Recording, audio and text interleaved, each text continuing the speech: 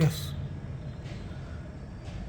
करोड़ों रुपए का आदर्श घोटाला सामने आया है, जिसके अंदर बहुत सारे गरीब लोगों के पैसे, जिनकी ज़िंदगी भर की कमाई थी, वो गरीब लोगों का पैसा बैंक के डायरेक्टर्स, बैंक के चेयरमैन और उनको साथ देने वाले उनके ऑडिटर्स, बैंक के मैनेजर्स, ये सभी लोगों ने ये पैसे को इस तरीके से इसका बंदरबाट किया है मानो ये इनकी जागीर है करके। लोगों से पैसा लिए और ख़ुद अपने नाम के ऊपर कर्जे लेकर वो पैसा अपने पास रख लिए। नतीजा ये हुआ कि अब जिनका ज़िंदगी भर की कमाई थी, जिन्होंने ज़िंदगी भर का अपना पैसा जमा करके इस आदर्श नागरिक पथ संस्था के अंदर रखा था, उनको अपना खुद का पैसा वापस लेने के लिए किस तरह की दिक्कतों का सामना करना पड़ रहा है, आप ये पिछले कुछ दिनों से देख रहे होंगे।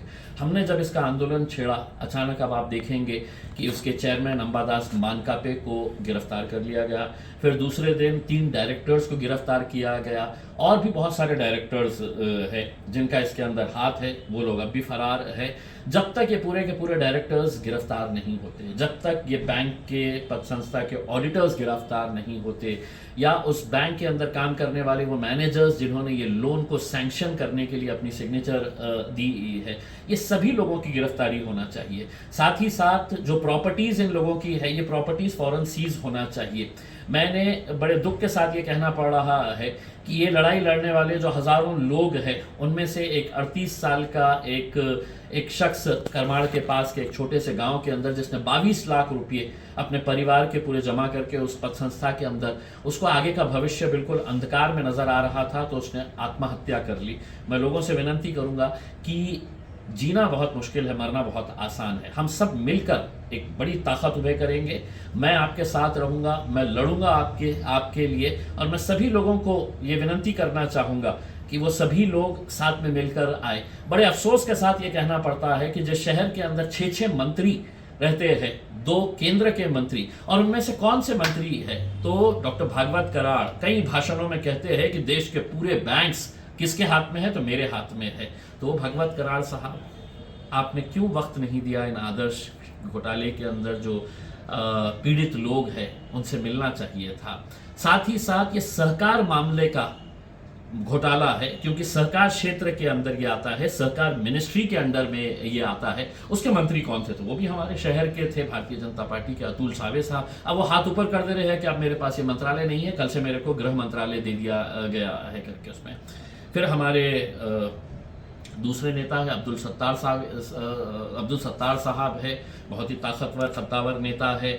फिर हमारे संदीपान भुमरे साहब है, पालक मंत्री है। वो नेता पालक मंत्री जो है अपनी पार्टी का नहीं होता है, वो पूरे जिले का होता है। आपकी भी जिम्मेदारी थी कि आप इनके साथ बैठना चाहिए था। अंबादास दानवे साहब विरोधी पक्ष के अंदर है, आपको तो ये बिल्कुल ऐसा मुद्दा है कि आपने सरकार को हिला देना चाहिए और सरकार से जवाब लेना चाहिए। आपने सरकार से ये जवाब लेना चाहिए कि 1 महीने के अंदर जितना पैसा लोगों का फंसा हुआ है, वो पूरे का पूरा पैसा हम वापस देंगे। ये मुख्यमंत्री से, उप मुख्यमंत्री से, 2 उप मुख्यमंत्री है, ये तीनों से है तो उगलवाने लगाइएगा उसके अंदर। क्योंकि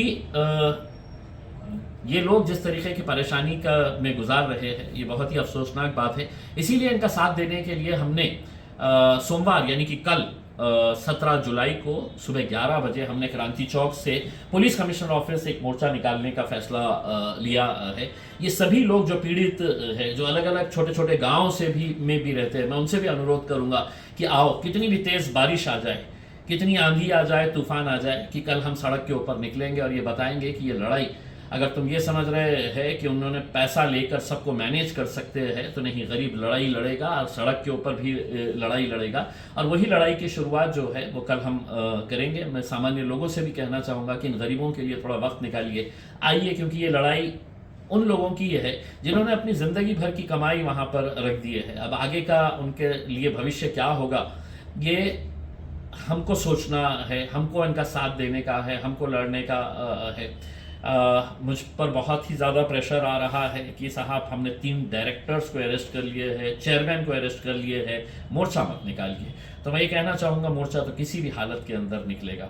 मुझे ये कहा जा रहा है आदर्श के कुछ दलालों की तरफ से कि साहब आपके अगर कोई ख़रीब के लोग होंगे जिनका मामला सुलझाने का है तो हम सेटल कर देते हैं करके। मैं उनको ये कहना चाहता हूं, आदर्श का एक एक आदमी, एक एक औरत, एक एक महिला, एक एक पुरुष जो है, जब तक उनका पैसा वापस नहीं मिलेगा, पूरों के पूरों का पैसा वापस नहीं मिलेगा, इम्तियाज जलील पीछे हटने वाला नहीं है। हम लड़ेंगे, आप भी लड़िए, हम सब साथ में मिलकर आए कल सुबह 11 बजे क्रांति चौक पे।